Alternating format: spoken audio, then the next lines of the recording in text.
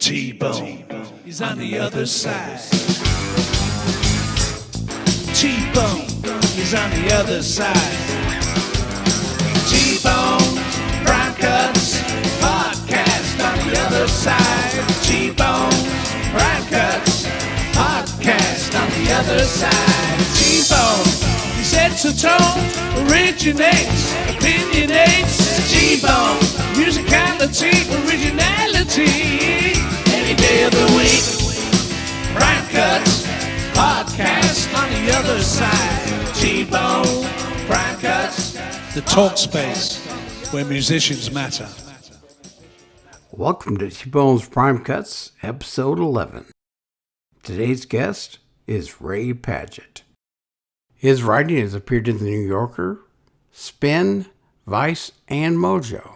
He writes a Substack newsletter flagging down the double E's about Bob Dylan in concert, and is the founder of the cover songs blog Cover Me. He's the author of 3 books, the latest being the one we'll discuss today, Pledging My Time, Conversations with Bob Dylan Band Members. Without any further delay, here's Ray Padgett. Welcome to T-Bone's Prime Cuts. Our guest today is Ray Padgett, author of this fine book, Pledging My Time, Conversations with Bob Dylan Band Members. Ray, how are you? I'm great. Thanks so much for having me. You know, I have to say I love the title of the book. And what made you decide to choose that particular song as the title for the book? That's a great question because I had a very long list of options. I was looking for a Bob Dylan reference, first off, obviously, but something that would have something to do with the subject matter. And I landed on Pledging My Time because, you know, I'm interviewing all these people who've worked with Dylan, in many cases for years. And of course, working with Dylan, if you're in his band, means you're on the road 10 months a year because he just tours nonstop. So obviously this is not the original meaning of the song, but I thought the phrase Pledging My Time worked fairly well as something these band members did. 1, pledging their time to Bob Dylan, and 2, in a way, something that Bob Dylan does to us, the fans, pledging his time by spending all this time, playing concerts, touring the world. So I sort of appropriated an old song title that I thought thematically really encapsulated what was going on in the book. Well, I think it fits it perfectly. One of the things that I got from reading the book, I'm amazed at how many people seem to come in and out of Bob's orbit, and it could be several years. Then when they're back, it's like yesterday. It's like no time has passed. Forget several years. It can be several decades.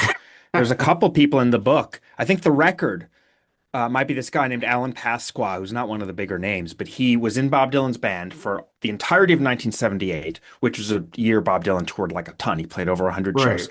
So this guy spends all this time on the road with Bob Dylan. Finally, 1978 ends. The tour ends. They say goodbye.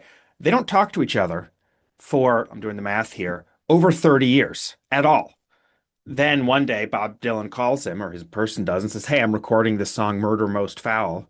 You want to come in and record it? This is in 2020. So we're talking from 1978 until 2020. They just pick up easily, and he records this song. And that, like I said, that's an extreme example, but that happens a fair bit. Actually, it's post-book, but I've got this newsletter flagging down the double E's, and I just ran an interview in there with another guy.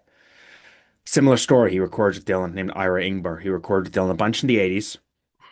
It ends fine. They don't talk to each other for decades. And then in the last few years, suddenly he's back in the mix doing stuff. Was the newsletter helpful in gathering interviews, to start with? The book wouldn't exist without the newsletter. Right. The newsletter I started, it was sort of one of these pandemic projects. I started it in 2020, just as not a serious thing, just something to kill time, a lot of free time, like many of us did that year. And at first I didn't even do any interviews, but eventually I started doing interviews and people seemed to like them. And yeah, one sort of led to another. And eventually I started thinking of what if I gathered a bunch of these in the book. And then I did a bunch of other ones that were just for the book, just so it wasn't just stuff people had already read in the newsletter. But yeah, it all really stems from the newsletter. Probably half the interviews in the book were originally ran in the newsletter and then half were new. I know that a lot of interviewers like to get really involved in the conversation. And here I know that you've edited a lot of your stuff because I've heard some of the recordings. You've edited yourself out to allow them to shine, which is what I did on the radio and what I try to do here. It's not always successful. But what caused you to go with that route? Yeah, well, it's I'd say my job is easier than yours because it is easier to edit yourself out in a text format than in an audio format. Yeah, I mean, I just want them to tell their stories with as little interruption from me as possible. So, it depends on the person. Some of these people you interview, and you know this from doing your own interviews, they can just tell you a great story for 5 minutes straight. You don't have to say a Yeah, word, and you just run it as is, and it's brilliant. It's great when that happens. It usually doesn't. A lot of the times, the stories that may seem uninterrupted in the book, really, there was a lot of me going, and what happened next? And yeah. oh, was that in 1950 or 50 in 1967 after this thing happened? And or prompting them, they're like, "Oh, I don't know what song." I'm like, "I think it was probably this because I know you recorded this." No, yeah, it was, So I do. I mean, they're all Q&A formats, so I'm in there a little, but to the extent I can make it about them and not about me as much as possible, that's what I'm aiming for. Yeah, I've had some interviews where I'll ask a question and just get a two-word answer. Yeah, I mean that definitely happens. Some of these required a little more tooth pulling than others. Yeah, it just depends on the person. Yeah, I mean everyone. I think like everyone is sort of surprised that I got all these people to talk because people are very reticent about Bob Dylan. Many of these people have not talked before. But my feeling, and indeed it is very hard for me to get people to talk. It takes a lot of work, cajoling, talking at events. But my feeling is always sort of once they've agreed to do it, they've agreed. And again, it depends on the person. They just might not be someone who give long answers, and you have to keep going, prompting, prompting, prompting, and then Right. try to cut as much of that out as possible. But I think generally they are willing to share. They wouldn't have agreed to do it in the first place. Of course, there's exceptions always, but my experience with this book was that a lot of times it would be the musicians that wasn't on my radar that had the most interesting stories. That's, I think, a great insight, and that is my feeling as well. Some of the names, it's funny when you sort of promote the book, it's mostly like not household names because it's Sideman, but there's a few sort of quote unquote famous people in there. Right. But by and large, the ones I hear the most about are not the famous people, or not like Jeff Bridges or whoever. It's like, some guy who, unless you're deep in Dylan world, no one has ever heard of, Yeah. but played with him for 3 years and has all these amazing stories of, going deep into the work. Those are certainly my favorites as well, where it's someone that, maybe I've known them as a Bob Dylan sideman or woman, but usually man, but I didn't, really know who they were or know much about their other work, or I certainly didn't know the behind the scenes stories. And getting some of those is what makes it so enjoyable for me to do. A lot of the musicians that you interviewed, they compared that playing with Dylan like playing jazz. Now, as a former gigging musician, I get that. But what did they mean when they were saying that? I was a little like you. The first one or two times someone said that, I sort of silently rolled my eyes. Like, okay, Bob Dylan is not Miles Davis, obviously. Right. But yeah, well, what they were saying is, and some of them sort of explained it a little more, that it was just that need to be listening so closely, constantly on your toes, constantly in the moment. It's not jazz in the traditional sense of, wild, lengthy solos. It's not even Yeah. jam band music. They don't improvise in that same sort of jazz influenced way, but it's just so present. Even if it's Mr. Tambourine Man, which Bob Dylan has sung a million times, this whatever band he's in's probably played it a million times. You got to do it exactly.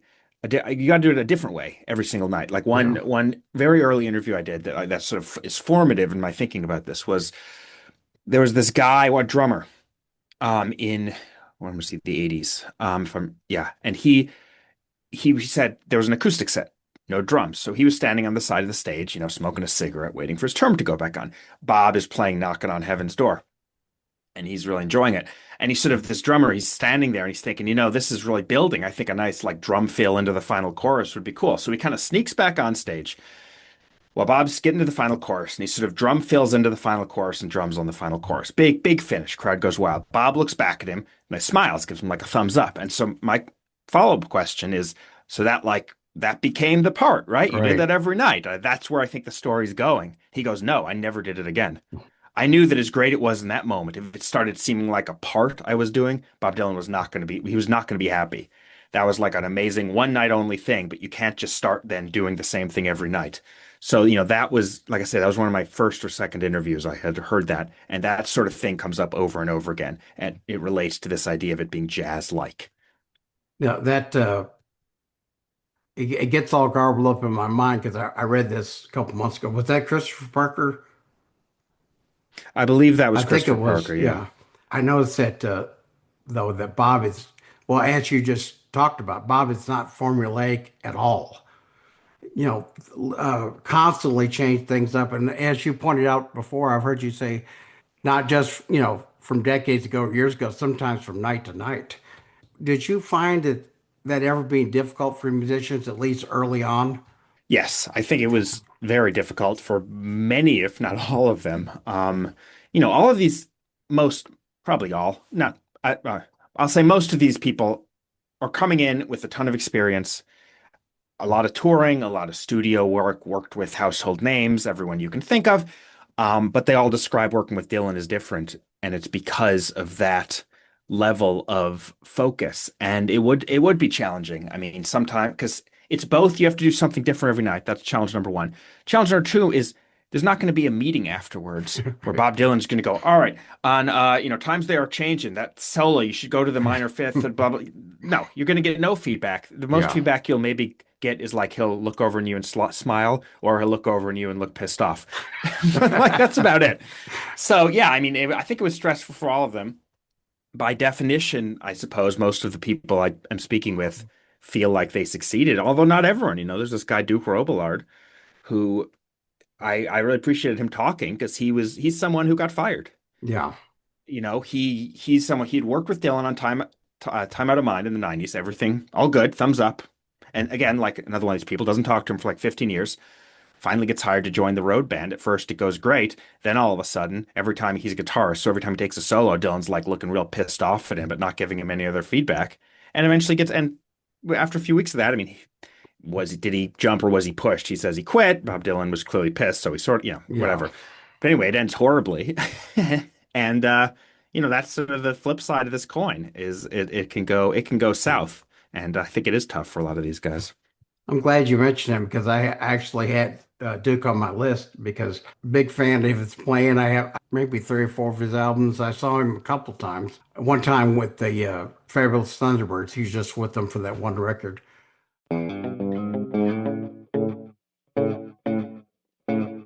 Supporting TBPC podcast gives you interesting inside views from the talk space where music and musicians matter. Go to tbpcpodcast.com and click the PayPal button. All contributions are much appreciated. There's over 40 people that you interview, but I have just a few of them down here that I thought I would touch on and maybe, you could expound a little bit. Barry Goldberg was one that I found very interesting. He was supposed to play with, was it Michael Bloomfield and Paul Butterfield Blues Band, right? And what happened? Yeah, at the famous Newport 65. He's supposed to play with Paul Butterfield, who will end up that band will end up backing Dylan and going electric. But he's not there for anything with Dylan. He's there because he's sort of an associate of this Paul Butterfield Blues Band. However, they end up not letting him play. So he's there like in Newport, Rhode Island in July 1965, sort of pissed off, cooling his heels because he has nothing to do. Then at the 11th hour, like a day or two before the famous set, Bob Dylan's like, yeah, maybe I'll get some musicians to play with me on stage. He gets Michael Bloomfield, who he knows already, and some other guys not Paul Butterfield himself, but some other guys in the Paul Butterfield band. Barry Goldberg's there. He ends up playing, probably Dylan's most famous single performance of all time. I mean, they just made a whole movie about it. But just because he was in the right place at the right time, essentially. And Al Cooper was doing keys, and then Al Cooper moved to something else. So Barry Goldberg gets this sort of shining moment, just Yeah. with no notice, just by sort of happenstance. And then, like a lot of these other people you were saying, he goes on to have this sort of on-off Yeah. thing with Dylan for decades. Right. He's, as far as I could figure out, I think this is true because I remember looking it up for a while. He's, I believe, the only person to both be produced by Bob Dylan and produce Bob Dylan. Right. Totally unrelated projects. Bob Dylan produces his solo album in the 70s. I don't remember exactly what year. And then a decade later, he produces Dylan, like a sort of random soundtrack song no one remembers, but still. Yeah. Yeah. So we're talking from the mid 60s here through the 80s, this musical relationship. And I love the guys like that just pop in and out a million times. Unfortunately, he passed away a year or two ago. Right. He's one of, at this point, I think 3 or maybe 4 people in the book, even though the book's not very old, are no longer with us anymore. Kinky Friedman was one. Who else died? Happy Traum. Oh, yeah. Might be Oh, another 2, but those 3 for sure. next one on the list is Jim Keltner. It was a major influence to almost any drummer that I've known or worked with over the years. And he played on a lot of Dylan sessions. But what I wanted to ask about was him touring behind the gospel tours. What's something that he shared from that? Because I know he had some interesting insights. Yeah, Keltner is probably the premier example of someone who goes in and out Yeah. a lot, and in his case, comes back in a lot. In fact, since the book came out, he's been Bob's drummer again. He's not anymore, but for much of last year, he was Dylan's drummer. So he keeps coming back in. Yeah, I mean the gospel era is one of my favorite eras to talk about and to interview these people about, and I have a number in the book. Just this sort of it's this fascinating thing where it's sort of, even though it's less maybe well known than like Going Electric pissing off the folkies, like it's kind of the same thing. Bob Dylan just Yeah. angers everyone by going full Christian and not singing any of his old songs, and they have these stories about being booed and heckled, and just things thrown at them. But Kellner's there the entire way. He starts in the first tour, and just runs through these 3 years, and he for him and for some of the other guys, like I sort of probe or would try to probe a little, like, oh, what did you think about Bob going Christian or making all this very, very evangelical music? Yeah. And almost to a guy, they're like, music's music. Like, we weren't really concerned. It had a great groove. Jerry Wexler Yeah. was producing some of this stuff. Like, it sounded great to us. We weren't super concerned with with what everyone else was concerned about. Everyone's so outraged about Bob Dylan going Christian. They're like, hey, if it's good music, it's good music. And maybe a little bit about the Traveling Wilburys. Yeah, well, it's again one of Jim Keltner's many times. He comes in. He's the sort of the bonus Wilbury. He got a nickname, the Buster Sidebury. Yeah. I think one of them, I think Tom Petty was trying to get him to just be a regular Wilbury. He's like, well, I'm not really a Wilbury. Like, you guys are all actually famous, and I'm not famous in that way. So I'll just be a Sidebury. So he became Buster Sidebury. But yeah, he was on every record. One of the stories I love is he's talking about Roy Orbison and how all the, you think everyone in this band is like a superstar, right? But they all thought of Roy Orbison as the superstar. They were all just in awe of Tom and Bob. Everyone's just in awe of Roy Orbison. Like, he was on another plane in their minds. And Keltner had, I'm going to try to remember to get the phrase right here, but Keltner had a funny story where he was saying, of course, now I forget the phrase I'm trying to lead up to. It was something about Orbison being a actual singer or something. I can't Yeah, remember. they're stylists. That's the word I was looking for. Stylists. Like, yeah, he was sort of like these other boys. I think he called them boys, which again was funny. Because to him, they're all like these young whippersnappers, even though this is already late 80s. They're all like kind of old.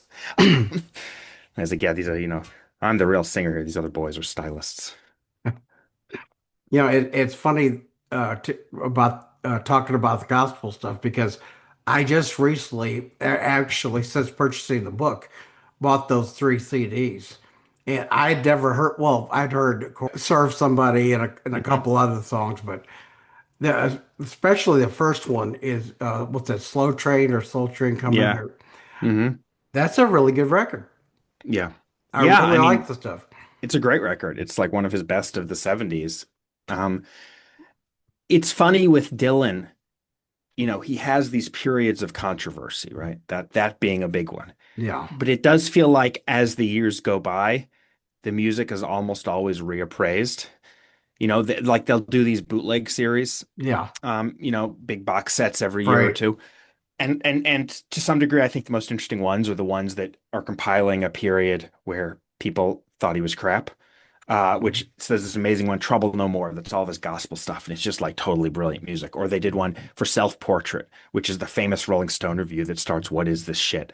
Like just absolutely derided record, but it turns out you just listen to the raw sessions and like they're amazing. Yeah.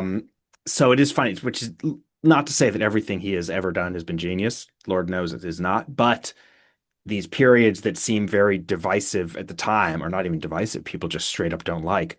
Often in retrospect, there's a lot to like. And I think that quote unquote gospel era is a really big one. Next one is Scarlet Rivera, because I found that very interesting about how Bob Dylan was saw her walking down the street with the violin case. And can you take it from there? Yes, this is a maybe the single most interesting or at least unusual origin story of how someone joined the band. Absolutely. They tend to be a little weird, but this one is real weird. Yeah. So Bob Dylan is driving down the street and he sees a woman holding a violin case, as you said. And if you've ever seen one of the Rolling Thunder movies or even a photo of Scarlett, it's very striking. Yes. Gypsy is the word that's always used. Long, straight hair, often very elaborate face paint. Anyway, so he sees her walking down the street. He pulls the car over. He nods at the violin case, but says, do you play that thing? She says, yeah, she's just moved to New York. She's like looking for gigs, doing little things here and there. Not at all sort of a known person. He says, hop in. She gets in the car. They go over to Bob Dylan's apartment or house in New York, someplace he has, and they like jam. He's on the piano, she's on the violin, basically to prove she can do it. And he says, all right, come with me. I got to see a friend of mine. They get back in the car. They drive down to the village. The friend of his, quote unquote, turns out to be Muddy Waters, who's playing like a club show in the village. Bob Dylan gets on stage with Muddy. They're doing like a blues song. After one or two songs, he says, all right, let me bring out my violin player. Bear in mind, they met like, an hour or two before, my violin player.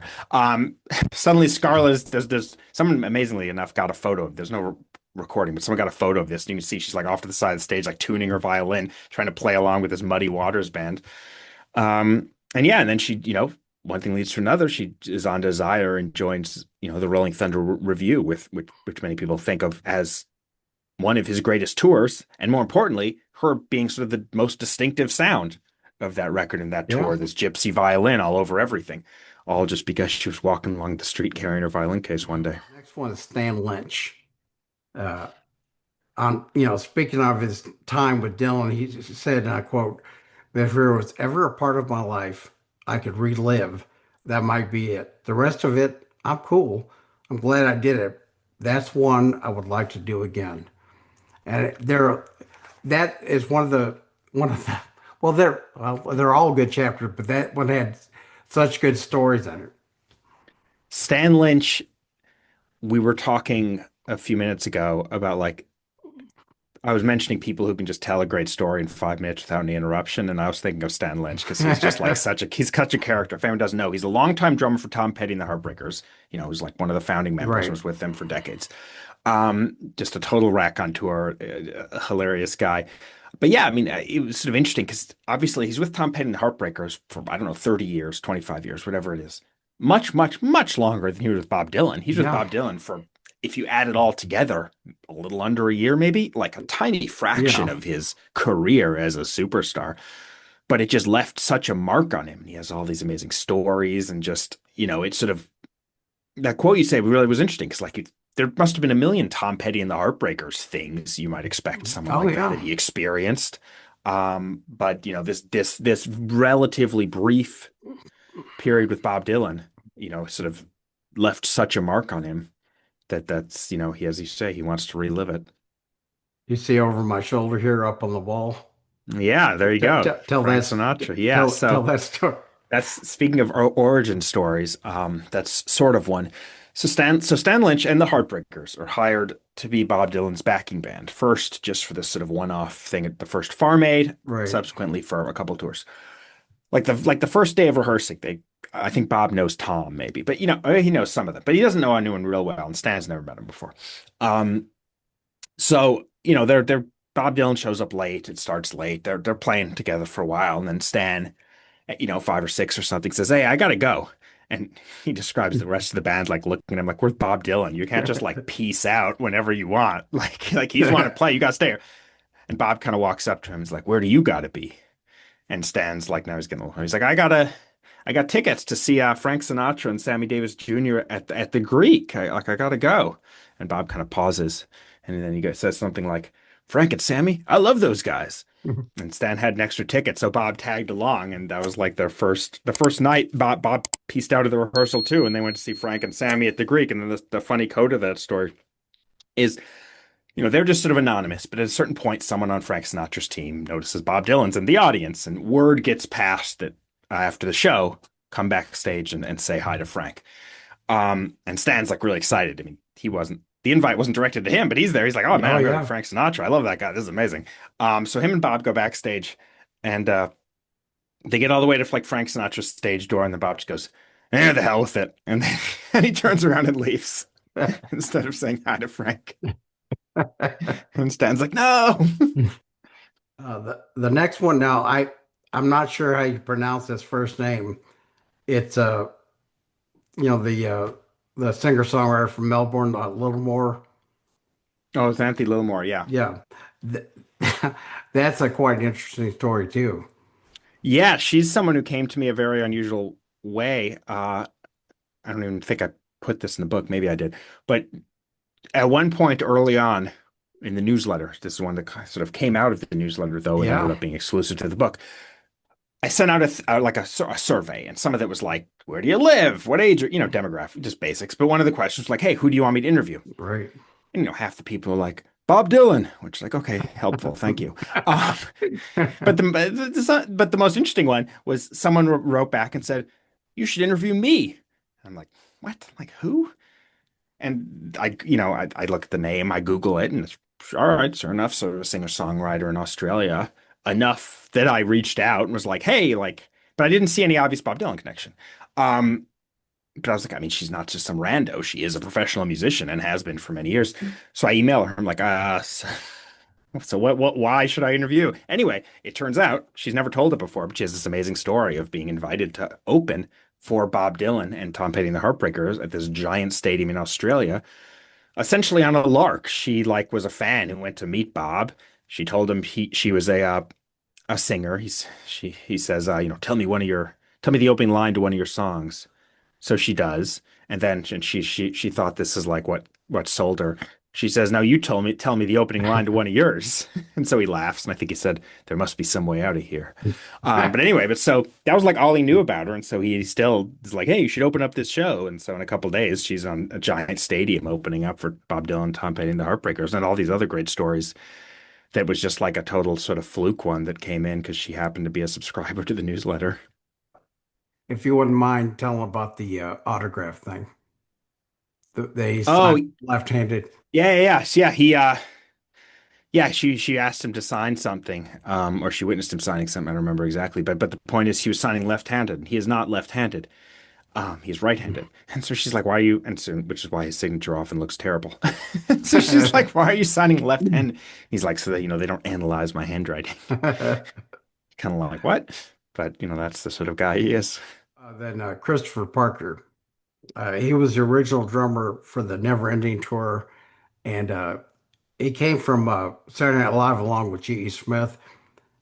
T-Bone Walk was at the first get together, but then when there was going to be a tour, he backed out. What I found interesting was that Christopher's recollection of that night isn't exactly the same as what G.E. Smith had told me. I worked for G.E. Smith for about 5 years. I mean, it's similar, but there's a lot of differences about how many days and all that kind of stuff. And I noticed it some in the book too, with other people, is that how two people can remember the same event but differently. Everybody has their own story. Yes, that comes up a lot, and is one reason I like to both let people tell things in their own words, because Yes. I'm I'm they're remembering it the best they can. I Sure. fact check as much as I can, but if it's like a personal conversation with Bob Dylan, I can't really fact check that, Yeah. or hoping they remember it right. And why I like to interview different people who were there for the same thing, because they almost always have slightly Yeah. different versions. There was a funny story that two different people told me.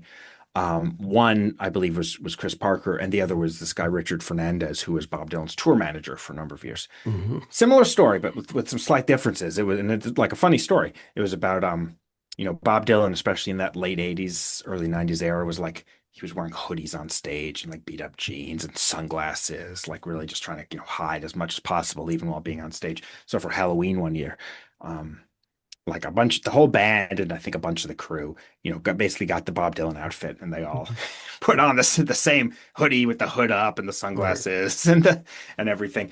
And Bob Dylan walks in and kind of looks at them, and again, the telling difference. Either he smiles or he laughs or he just kind of nods or something, and they differ on who G. One guy says GE thought of this. I think Richard maybe says he did. I don't exactly remember, but yeah, but there's all sorts of different, the Rashomon thing. Yeah. Everyone has slightly different versions of the same memory. Now, this person is a relatively small part of the book, but uh, I have some connections to him, so it was kind of, interesting to me was Marshall Crenshaw. He's a fellow Michigander. I've seen him, I think, half a dozen times, talked to him 4 or 5 times, and we had a friend in common, Cub Coda from Brownsville Station. Matter of fact, I gave Marshall a copy of Cub's last record, and it was after Cub had died. Wow. I found it kind of weird. I never knew that he had tried out for that band for that the Never Ending tour after T-Bone couldn't do it on bass. That's right. The only reason I even knew that, because I don't think he had really talked about it much, but if you find the very earliest like newspaper ads or Hmm. posters for the very first Neverending Tour shows, they list the band members, and they have G.E. Smith, Christopher Parker, Marshall Crenshaw. And I'm like, what? Marshall Crenshaw? I know for a fact he didn't play a single show with Dylan, which is true. But anyway, he told me the whole story, which was basically, as you say, T-Bone Woke, also from the SNL band, decided I think he had something with Hall and Oates. So he's like, I'm not doing this. He pieces. GE knows Marshall. He recommends him. He calls Marshall down in Nashville. Marshall, who is not a bass player, he's like, I can fake it okay. I play guitar. So yeah, so he like, Bob Dylan. All right, cool. I'll try. I'll join the band playing an instrument I don't really play. Well, Yeah, it turned out that didn't go so well because it's not an instrument he really plays. So yeah, there's a couple days of rehearsal, and just everyone, Marshall included, immediately knows like this is not a good fit. It ends fairly amicably, but yeah, I mean, again, kind of like Duke, although maybe even more extreme. I appreciated him telling that story because it's not a story where he comes out looking like a badass. right, He right. got, he got fired before the first show. He got canned because he wasn't good enough. Subsequent to the book, I've interviewed a couple other people who auditioned and didn't make the cut. And I mean, I'm sure there are so many more. And of course, it's hard to figure out who these people are because you never see them Right. on stage. But those sort of stories are just fascinating. It's always something that's, enigmatic. They never, Marshall, I guess, is unusual. He does know what he did, which is not play bass well enough. But a lot of these guys, Bob was in a bad mood or whatever. It Right. just didn't click. They're never quite sure what they did wrong, but they didn't join the band. Uh, just got a few more here. Winston Watson, great Yeah. drummer. Uh, but until playing with Dylan, I would have never suspected the two of them hooking up. No, I love Winston. He's such a good drummer. But yeah, he was not the typical person to play with Bob Dylan. I mean, the typical Right. person is a Jim Keltner, experienced sideman, Yeah. decades of experience. I mean, probably 30 years older than Winston also. Winston, when he joined the band in the early 90s, he's like a kid. He's like a grunge kid, basically, Yeah. who happened to be friends with someone else who was working with Dylan. But yeah, he's much younger than anyone else in the band. He's like a total like, he said like he wanted to be in Pearl Jam or something, not Bob Dylan, not Bob Dylan's band initially. Yeah. Um, but I think that's why to many of us who are fans of both Winston and just that band generally, he brought a sort of youthful energy. He brought this is a period like where Dylan is doing Woodstock 94. and like MTV Unplugged. He's doing these things to like sort of engage with this rock audience in a way Yeah. he doesn't always, but he's like sort of trying to engage with the mainstream. So to have this big sort of rock and like 90s rock drummer behind him, just those shows have so much energy and they're just so fun. And Winston is such a huge part of that. If you could tell a little bit about that story about his daughter, it's just so cute. Oh yeah, one of the best stories in the book, sure. So Winston, being a younger guy, had a young daughter, 8 or 9 or something like that, and she was on the road, sometimes when she was off school or whatever. And other people have told me this too.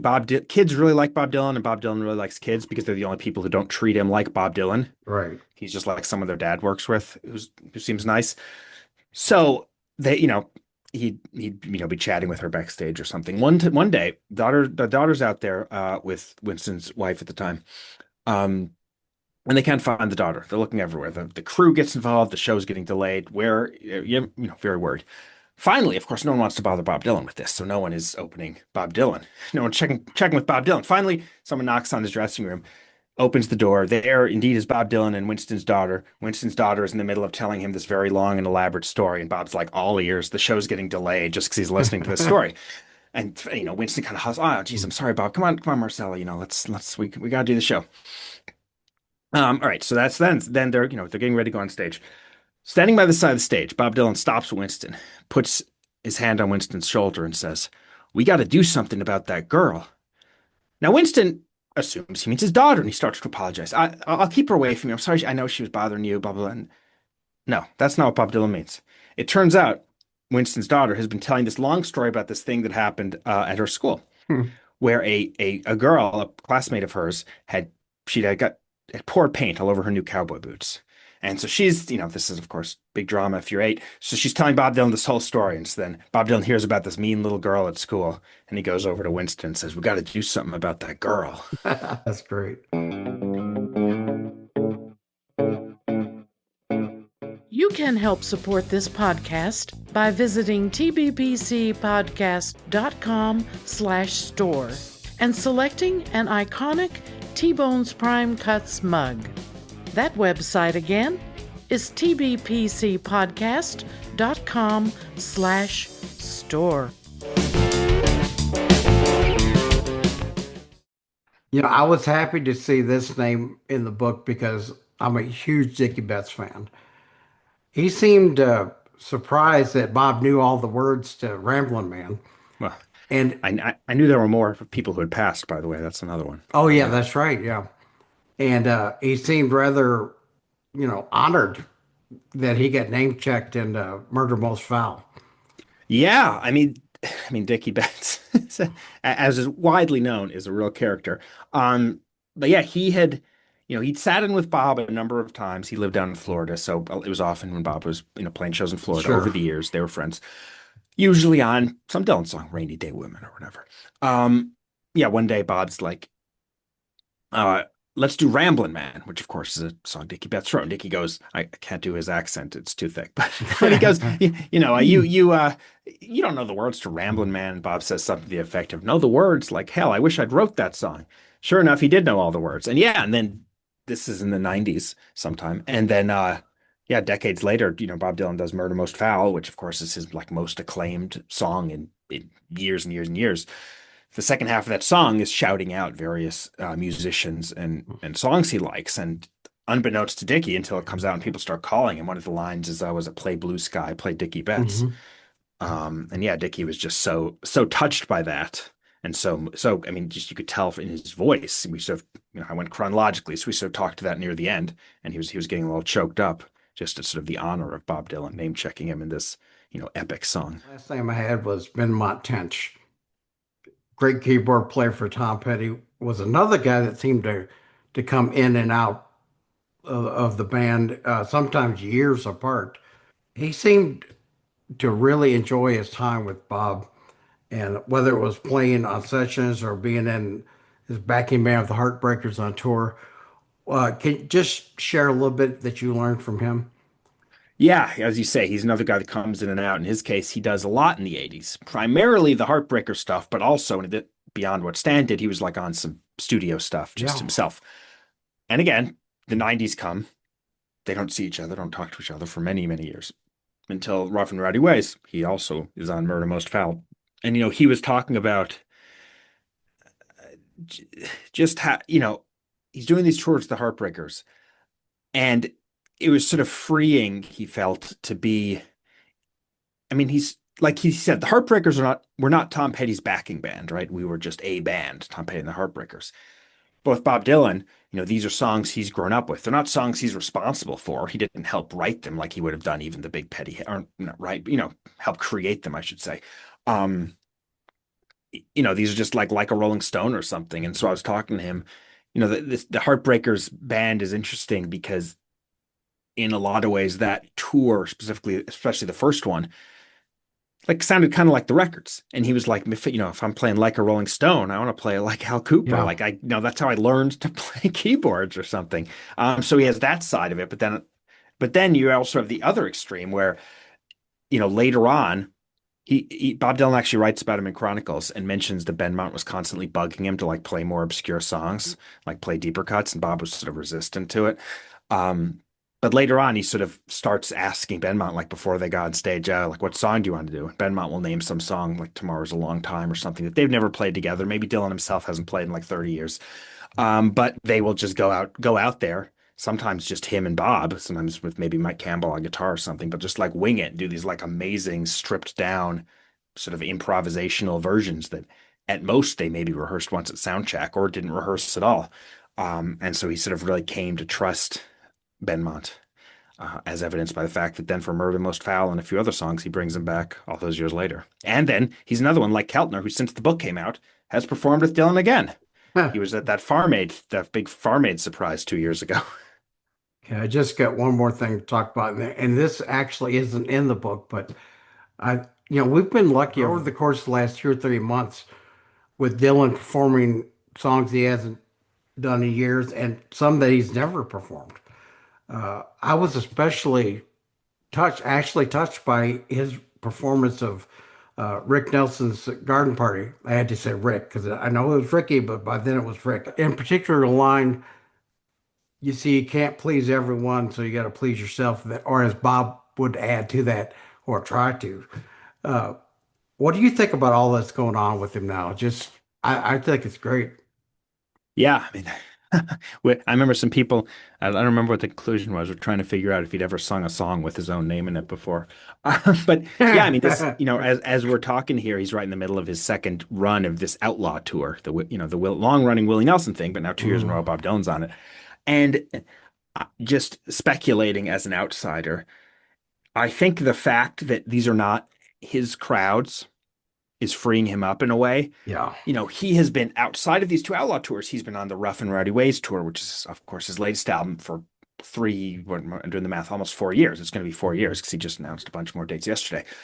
And those, he's playing his songs and they're very stately and the set lists barely change, if at all, to like hushed theaters of Bob Dylan superfans. Yeah. Whereas the outlaw tour, half the people, if not more, are not there to see him. And he's throwing in all these covers of Bo Diddley songs and 6 Days on the Road last year and, just random covers. He's doing all these songs that he hasn't performed in years. Some like classics, like Mr. Tambourine Man. Somehow he hadn't performed that in like 15 years. How is that possible? And doing new arrangements and just seeming to have fun. It's the outlaw shows, just sort of from the fan perspective, from people I know and talk to, they're a little divisive because the audiences are like, loudly ordering strawberry daiquiris while Bob Dylan is like singing some hushed, beautiful song and they're like not paying attention at all and talking over him. So that's like the downside. But I honestly do think the flip of that exact thing is that Bob Dylan feels, sort of free to goof around, to cover Rick Nelson, to cover Bo Diddley, to cover Axe in the Wind, this like blues song that only Bob Dylan even remembers existed. Right. And so it's fun at the shows and it's fun to follow along from home just because any night anything can happen. I want to thank you for your time, and I want to say that how much I enjoyed this book. I enjoyed every single chapter, which is very rare. Where can people buy this book? Pretty much anywhere you buy books. It's on Amazon. It's on all the usual places. I really appreciate what you're saying, by the way.